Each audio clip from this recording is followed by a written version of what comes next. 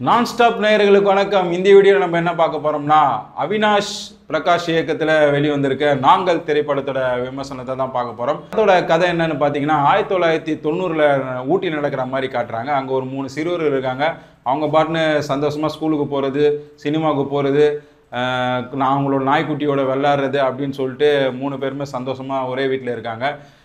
இவங்களுக்கு எப்போ பிரச்சனை வருதுன்னு பார்த்தோன்னா, அவங்க அப்பா வீட்டுக்கு வரும்போது தான் அவங்களுக்கு பிரச்சனை ஆரம்பிக்குது. ஏன்னா அவர் வந்து ஒரு பள்ளி வந்து தனியார் பள்ளி நடத்துகிறார் ஊட்டியில். பயங்கரமான ஸ்ட்ரிக்டான ஒரு பர்சனு. அவர் வந்தவுடனே இந்த பசங்களாம் நடுங்க ஆரம்பிச்சிடறாங்க. ஏன்னா அந்த வீட்டில் வந்து பார்த்தீங்கன்னா கரண்ட்டு, தண்ணி அந்த மாதிரிலாம் இருக்காது. இவர் வந்த அப்புறம் தான் எல்லாமே கிடைக்கும். அது இல்லாமல் அந்த வீட்டை சுத்தப்படுத்தணும், எல்லாமே வந்து பார்த்தீங்கன்னா பசங்க தான் பண்ணணும் அப்படின்ற மாதிரி ஒரு ஸ்ட்ரிக்டான ஆள். சின்ன தப்பு நடந்தால் கூட போட்டு வெளுன்னு வெளுக்கிற மாதிரி ஒரு சைக்கோத்தனமான ஒரு அப்பா. இப்போ இந்த அப்பா, இந்த 3 பசங்க இவங்களுக்குள்ள நடக்கிற ஒரு உளவியல் பிரச்சனைகள் தான் வந்து இந்த மொத்த படமும். படத்துல வந்து இந்த சைக்கோ அப்பாவை வந்து அப்துல் ரஃபேன்ற ஒரு நபர் தான் பண்ணியிருக்காரு. உண்மையில சொல்லணும், பிரிச்சு மேய்ஞ்சிட்டாரு தான் சொல்லணும்.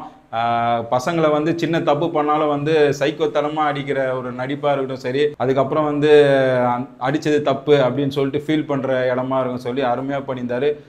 உதாரணத்துக்கு வந்து ஹோட்டல்லலாம் வந்து பசங்களை சாப்பிட கூட்டின்னு போகிறாரு. அப்போ வந்து சரக்கு அடிச்சுட்டு அவர் புலம்புற ஒரு காட்சி இருக்குது. அதெல்லாம் சூப்பராகவே பண்ணியிருக்காரு அப்துல் ரஃபேன்றவர். அடுத்தது பார்த்தீங்கன்னா, இந்த 3 பசங்களை பற்றி சொன்னால் சிறப்பாகவே பண்ணியிருக்காங்க. இந்த 3 சின்ன பசங்களும் முக்கியமாக அவங்க அப்பா வர்றதுக்கு முன்னாடி அவங்க பாட்டுன்னு அந்த நாய்க்குட்டியோட விளையாடுறது, அவங்க ஒரு தனி உலகத்திலே வந்து சும்மா ஜாலியாக இருக்காங்க. ஆனால் அந்த அவங்க அப்பா வந்து எப்போ அந்த வீட்டுக்குள்ளே நுழையிறாரோ அப்போதுலேருந்து அந்த நடுக்க ஆரம்பிக்குது. உண்மையிலே சூப்பராக பண்ணியிருக்காங்க இந்த 3 பசங்களுமே. இந்த படம் வந்து நிறைய சர்வதேச திரைப்பட விழாக்களில் வந்து விருதுகள் வாங்கியிருக்கு. அப்படின்னு ஏன் நம்ம போய் பார்த்தோம்னா, இந்த படம் வந்து ஒரு அப்பா மகனுக்குள்ள ஒரு உளவியல் பிரச்சனையை பற்றி பேசுது. முக்கியமாக வந்து இந்த தந்தை அவங்க அப்பா வந்து எந்த மாதிரியான கஷ்டத்தெல்லாம் அனுபவிச்சாரு, அதனால தான் வந்து நான் வந்து இந்த மாதிரி ஸ்ட்ரிக்டாக இருக்கேன் அப்படின்ற மாதிரி சொல்கிற விஷயம்லாம் வந்து உண்மையிலே ஃபீல் பண்ணுற மாதிரி இருக்குது.